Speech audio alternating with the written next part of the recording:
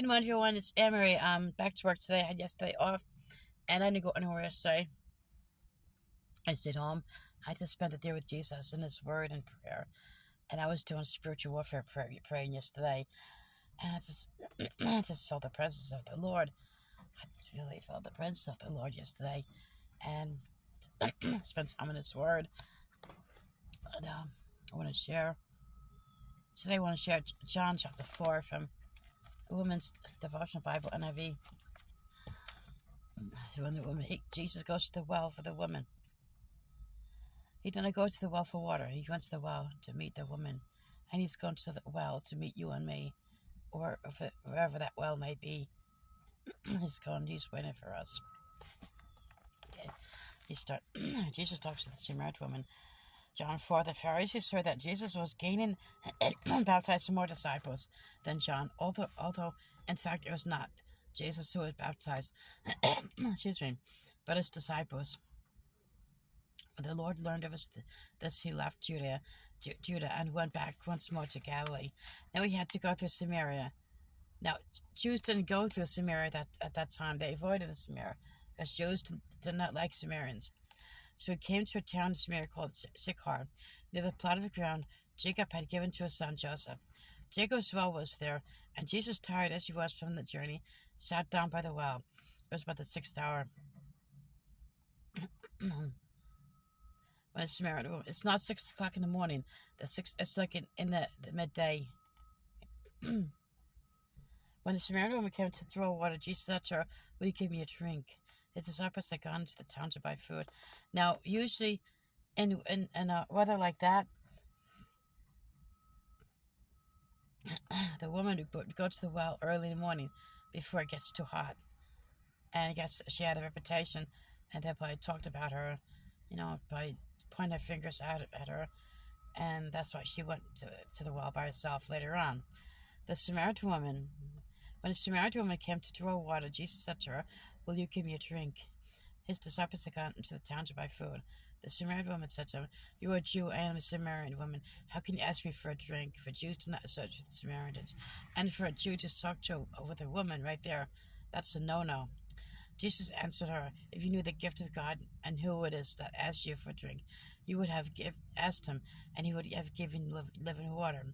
So the woman said, "You have nothing to draw with, and the well is deep. Where can you get this living water? Are you greater than our father Jacob, who gave us this well and drank from it, himself as he did also, and his sons from his flocks and herds?" Jesus answered, "Everyone who drinks this water will be thirsty again." You're going after things of the world. After people, after relationships. You can go from one relationship to another relationship, not be satisfied. You could do all kinds. You smoke a cigarette, but then you want another cigarette. You could do all kinds of things, but it doesn't satisfy you. But whoever drinks of the water I give him will never thirst. Indeed, the water I give him will become in a spring of water, welling up to eternal life. The woman said to her, "Sir, give me this water that I won't get thirsty and have to keep coming here to draw it."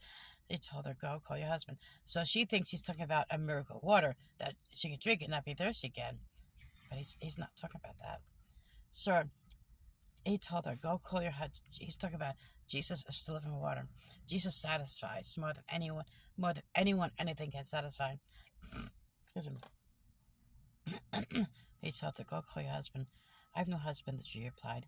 Jesus said to her, "You are right when you say you have no husband. The fact is, you have had 5 husbands, and the man you now have is not your husband. What you have just said is quite true." So the woman said, "I can see that you're a prophet. Our fathers worshipped on this mountain, but you Jews claim that the place where you must worship is in Jerusalem." Jesus declared, "Believe me, woman, a time is coming when you will worship the Father neither on this mountain nor in Jerusalem. But Samaritans worship what you do not know. We worship what we do know, for salvation is from the Jews. Yet a time is coming and has now come when the true worshippers will worship the Father in spirit and truth. And for the other kind of worshippers the Father seeks. God is spirit, and his worshippers must worship in spirit and truth." The woman said, "I know Messiah, Christ, is coming. When he comes, he will explain everything to us." Then Jesus declared, excuse me, "I who speak to you am he. Am he." Continue reading, verse 27. Just then the disciples returned and were surprised to find him talking with a woman, but no one asked, "What do you want?" or "Why are you talking with her?" Then, leaving her water jar, the woman went back to the town and said to the people, "Come see a man who told me everything I ever did. Could this be the Christ?" She was the first witness, I guess. You know, the first. No, Stephen was the first martyr. She was a witness. They came out to the town, made their way toward him. So she witnessed to people and told them what Jesus did for her. Meanwhile, his disciples urged him, "Rabbi, eat something." But he said to them, "I have food to eat that you know nothing about." Then his disciples said to each other, "Did someone have brought him food?" "My food," said Jesus, "is to do the will of him who sent me, and to finish his work. Do you not say 4 months more, and in the harvest? I tell you, open your eyes and look at the fields. They're ripe for harvest. Even now the reaper draws his wages. Even now he harvests the crop, just for eternal life, so that the sower and the reaper may be glad together. Thus the saying one, so is another reaps. So is true. I sent you to reap what you have not worked, for others have done the hard work. You have reaped the benefits with labor." Many Samaritans from that town believed on him because of the woman's testimony. He told me everything I ever did. So when the Samaritans came to him, they urged him to stay with them, and he stayed 2 days. And because of his words, many more became believers. They said to another woman, "We no longer believe just because of what you said. Now we have heard for ourselves, and we know that this man was truly Savior of the world." First John chapter 4, verse 1 to verse 42. So Jesus is the living water, and Jesus satisfies more than anyone or anything can satisfy. You can have you can have all everything that you think you have. You can have this relationship, that relationship. This one doesn't satisfy you, so you go to the other person. That other person satisfies you, go to the other person. You're satisfied? No, you're not. Only Jesus can satisfy. Only Jesus. And Jesus will never leave you, never forsake you. Jesus will never cheat on you. Jesus will never say, "Okay, I found some better than you." Jesus will never say that. And open your Bible and go into your Bible, because Jesus is coming back soon. Sooner, very soon.